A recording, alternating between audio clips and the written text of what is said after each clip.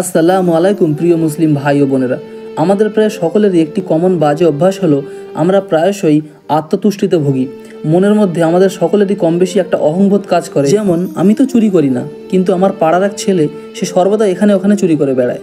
আবার ধরুন আমি তো নিয়মিত নামাজ আদায় করি, কিন্তু আমার পাশের বাড়ির ছেলেটি সে তো নামাজেরই ধার ধারে না। আর এভাবেই আমরা সমাজের একেবারে খারাপ স্তরের মানুষদের সাথে আমাদের জীবনকে তুলনা করার মাধ্যমে মনের অজ্ঞাতে নিজেদের অন্তরের অহংকারকে বাড়িয়ে তুলি।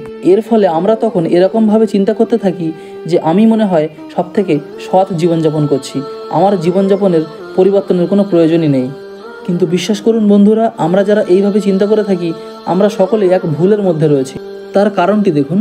মনে করুন কোনো একটি ক্লাসে যে ছাত্রটি পড়াশোনায় মোটামুটি ভালো, তার কাছে সবসময় মনে হবে যে সে ওই ক্লাসের লাস্ট বয়ের থেকে অনেক ভালো।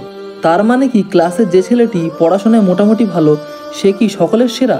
তার কি উন্নতি করার কোনো জায়গা নেই?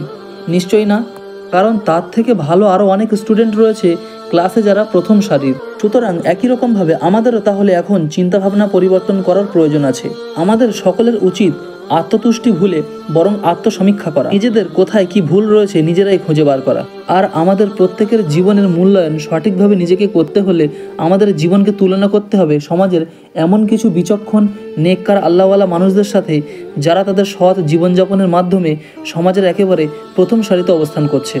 আর তাহলেই আমরা আমাদের জীবনের যত দুর্বলতা, সীমাবদ্ধতা, অসম্পূর্ণতা, ঘাটতি সেগুলি খুঁজে পাবো।